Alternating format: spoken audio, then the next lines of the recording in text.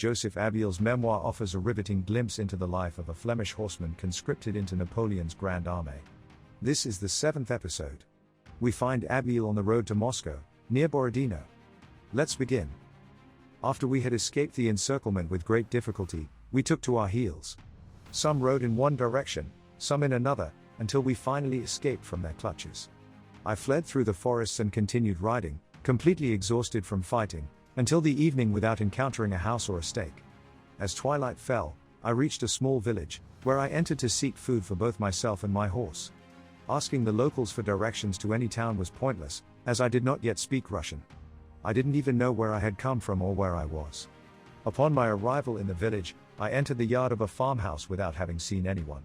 To my surprise, I found 4 cuirassiers there. They told me they were on a looting expedition on foot. I quickly grabbed a handful of hay, laid it before my horse, gave it water, and shared with my comrades what had happened. They informed me that we were only an hour away from the bivouac, and that we should head there together, as the village was not safe. While my horse ate its hay, we caught some chickens and loaded them onto my horse along with a bundle of hay. Then I set off on foot with the cuirassiers towards the bivouac. I was the first of the 5 escapees to return to the bivouac. The general immediately inquired about the adjutant, as he had been informed that we had all been killed. I explained what had happened and that 5 of us had escaped, including the adjutant. The general was relieved to hear that this officer had escaped. Shortly after my arrival, the other escapees returned one by one, with the adjutant arriving last. A few days after this event, 10 blacksmiths who had stayed behind to shoe some horses were killed by those cursed bandits. The troops stationed around Krasnoy departed on the last day of August, in the evening, after having driven the enemy away from the vicinity of the city. We took the road to Moshesk, where we bivouacked on September 2nd, 3 miles from the city. The enemy had built various fortifications around the city, which was still in their hands. We stayed there until September 6th without doing much, except for the infantry. During the 4 days we were there, the infantry fought from morning till evening to capture the fortifications, where the enemy had placed cannon batteries.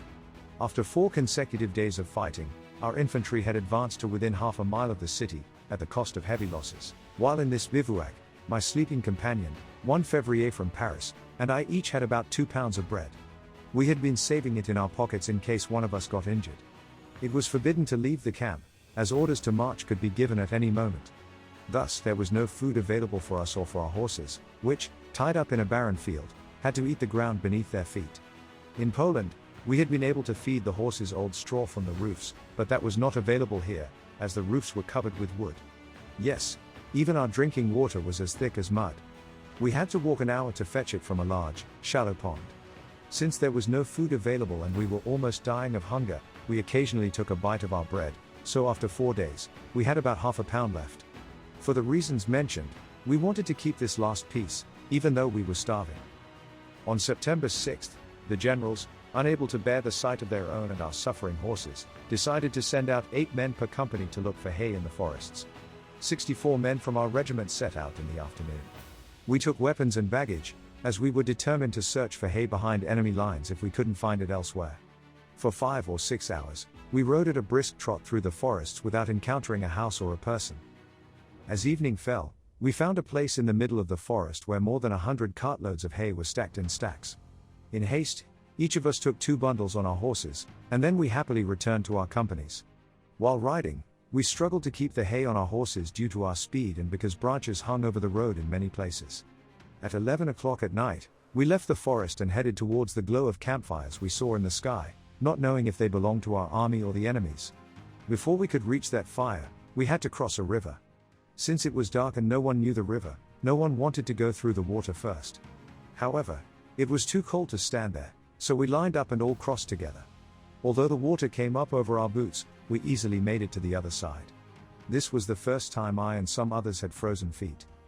We passed a large part of our army camp before finally finding our regiment at midnight, after much searching. We saw that all the troops were wearing their parade uniforms and asked why. They replied that we had to be ready at 1 o'clock because Napoleon was going to hold a troop review. It pained us that we had made such a long ride just to get a little feed for our horses, and now the animals wouldn't even have time to eat it. When we arrived at our sleeping places, we hastily took off the horses' bridles and threw the hay at their feet. Meanwhile, my sleeping companion came happily to tell me that the soldiers had found a batch of peas in the pod and had made a delicious thick pea soup with them. And, he continued, we were lucky enough to find a pig's head that had been buried or hidden in a ditch. Although it seemed half rotten, we cooked it with the peas in some water. I think the meal will be very tasty. I listened to his explanation with great pleasure, as I was very hungry, having had almost nothing to nibble on for days. Then I quickly took off my wet and frozen clothes to put on others, which were much colder. Meanwhile, the soup was scooped out of the pot. While I was putting on my wet boots, the drums were beaten and the trumpets sounded to mount. And although the officers rode around shouting and swearing to hurry us up, I still took the time to hurriedly gulp down a few spoonfuls of the almost boiling hot soup. When we were all mounted, we left our bivouacs and rode leisurely until we came to a field where we halted. We paused for a moment and saw so much military force arriving from all sides that the entire plain was filled in less than half an hour, so full that the ground could no longer be seen. More than 350,000 men from all military units had gathered there in an instant. While we were waiting for the troop review to take place, I asked my sleeping companion to grab the rest of the bread, maybe still a pound heavy, to eat it together with the pig's head that I had taken with me when leaving our camp. But he refused, leading to an argument. However, we shared the bread. I stuffed my share into my empty stomach, but he kept his and said it would come in handier if he were injured. When my bread and my meat were gone, I asked my comrade to lend me his pipe for a smoke. He handed it to me. After I had smoked the pipe, I tried to return it, but he refused to take it back. He said he wouldn't need it anymore because he was sure he was going to be killed. I mocked his silly foreboding and told him he was just a coward. But what he predicted actually happened, as he was killed, as will be read further on. At 4 o'clock in the morning, the trumpet sounded again, and after we had all mounted, the following proclamation was read to the entire army. It went something like this: soldiers, take courage, now that we are near the walls of Moscow. I expect that we will deliver our final blow here and that you will then be able to take up good winter quarters, for the period during which we have suffered much has lasted long enough. After this text was read, the cry "Long live the Emperor" immediately echoed through the air. Then a warning shot was fired to announce everyone's day of celebration. Less than 10 minutes after the proclamation was announced, we heard the carillon of many hundreds of cannons and thousands of rifles sounding.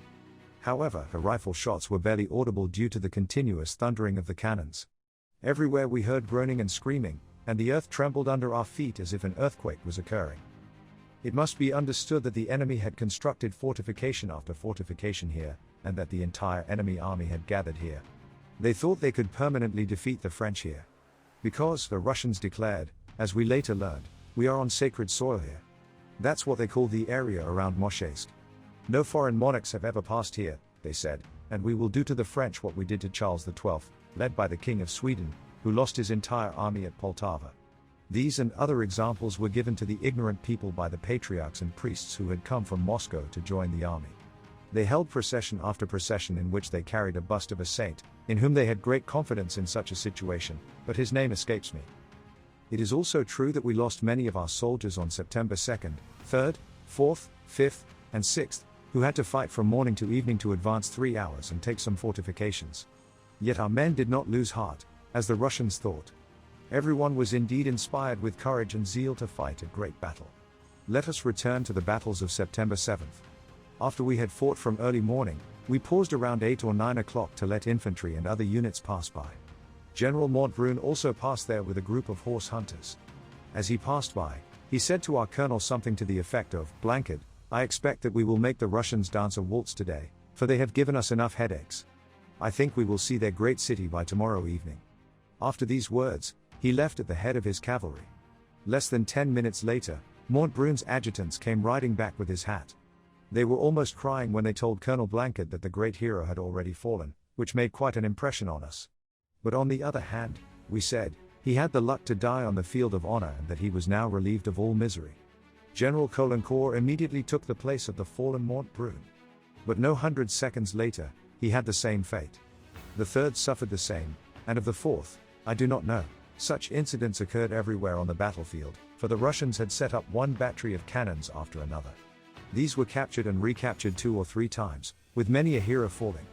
On that day, it is estimated that more than 1,100,000 men fought each other with great tenacity, and we were told that more than 1,100 cannons were deployed. I could well believe this, for from morning to evening it seemed like one long peal of thunder. The cannonballs, the shrapnel, and the rifle bullets fell like hail, and due to their loud whizzing, it seemed as if we were standing in the middle of a swarm of bees. After we had made several charges on the enemy cavalry, I was finally, around 2:30 in the afternoon, wounded for the first time. During a charge on the dragoons of the Tsar's Guard, I had positioned myself a bit on the flank to pursue them more easily. But one of them approached me and cut the reins I was holding. Without the leather of those reins, I would probably have lost the thumb and a finger of my left hand. I immediately took the water bridle in my bloodied hand and spurred my horse. My assailant thought he could escape, but he did not get far, for he did not have a copper or iron vest like ours, which could withstand the thrust of a saber. After this was settled, I returned to the regiment with my bloodied sword. When the lieutenant saw that I was wounded and that my bridle was no longer usable, he wanted to send me to a care post, but I replied that I was not badly wounded and that I would soon obtain another rein. About half an hour after this incident, we charged, with the Polish lancers at the head, on 5 battalions set up in square formation with 6 regiments of enemy cuirassiers behind them. Although the Poles lost many riders, they could not break the squares and were forced to retreat. We immediately received the order to replace them. When the enemy saw the copper and iron mountains approaching, they immediately took a different position, between the ravines and a forest, so that we could only attack them one regiment at a time. We rode up to their bayonets 5 times without being able to break their lines. They stood 6 rows deep and did not fire a shot until we were close to the first row, which stopped our horses from moving forward. Therefore, the command gather was blown. When we were lined up again on the side of the ravine, a short bow shot from the battalions we had attacked, I turned around on my horse to chat with someone in the second row. Since his name was Leroy, I jokingly said that His Majesty was being honored too much, for we were given such a warm welcome that it did not bode well for us. During this banter, my already wounded hand was struck by 2 bullets and a cartridge. The bullets went through, but the cartridge remained stuck in it, without me realizing it at the time. The captain of our company and my comrades then said it was time for me to ride away. "You must have had your share now, for your hand is only hanging by the skin on your arm." I thought this was indeed the case, but as they said this, I shook my bloodied hand. Then I said, "You're mistaken, for I feel that it is not completely crushed." At the same time, I kept shaking my hand, but it swelled up so much that it looked more like a pillow than a hand. After I had coolly received these 4 wounds, for I had not even said it hurts, I bid farewell to my comrades in arms. But at that moment, my sleeping comrade was shot from his horse. I rode over to help him, but it was in vain. He could only say, "Help, help, brave comrades," and then he died. When I saw this, I rode away. After leaving the regiment, my horse tried to return with force, to which I gave him the spurs. Then he carried me towards the enemy, who shot at me when they saw me approaching at full gallop. I quickly dropped my saber to force the horse to turn with my right hand. I rode as fast as I could to get away from the battlefield. As I galloped through a ravine, an artillery captain called out to me. I looked back, and he asked, "Where are you riding so fast, Carabinier?" I replied that I was going to a care post because 2 of my fingers had been shot off. He said, "Is it bad enough to leave your post?" I replied, "Yes, but something like that will never happen to you, for you look like a black crow." And I continued on my way towards the burning village. Along the way, I met our Imperial Guard. I stayed there for more than half an hour with a certain Boyan. He was from St. Truden and had served in our company for a long time. Afterward, I rode on to the village, which I soon reached. I tied my horse to a post in a garden. Then I went to the edge of the village, where I encountered more than 100 butchers, surgeons, who were busy amputating one person's leg and another's arm and also performing other gruesome operations. Around them lay 3 or 4 cartloads of amputated arms and legs in heaps. Also, thousands of dead bodies lay there, blackened and emaciated by dust, smoke, and other causes to the point that they seemed as if they had never been human. I waited here for more than an hour, hearing nothing but cutting and sawing and nothing but moaning and complaining. Here, one person cried for a bit of water to quench unbearable thirst, there another cried for a bit of food. A third called for father, mother, or friends, and a fourth lay dying. Others cursed and swore because no one helped them. It was gruesome to hear. Finally, one of these butchers came over to me.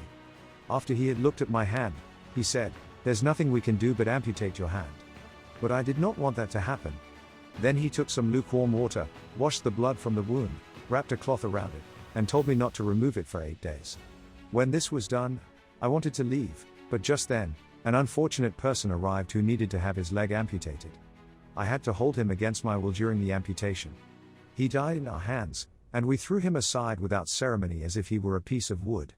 A grenadier was also waiting to have his thigh bone sawed off. He was immediately laid on the butcher's table for the operation. While the butcher prepared his tools, The grenadier took his pipe from his pocket, filled it with tobacco, made fire, and lit his pipe.